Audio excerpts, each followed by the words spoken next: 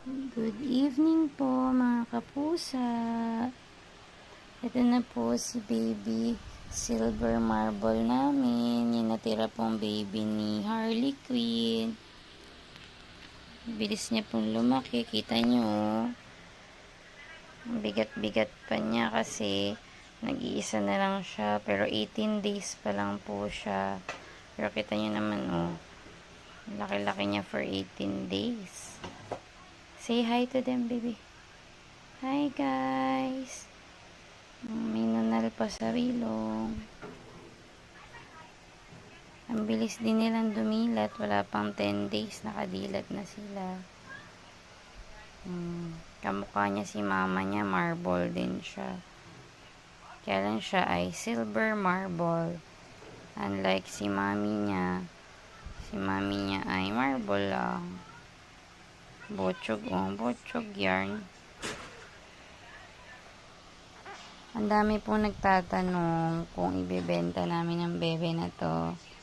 Ang sagot ay, ibebenta?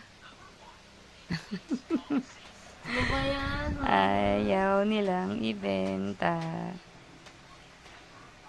Ayaw po nila ibenta tong bebe na to kasi first time daw namin magkaroon ng ganitong color. Ang cute talaga ng nunal mo, nak.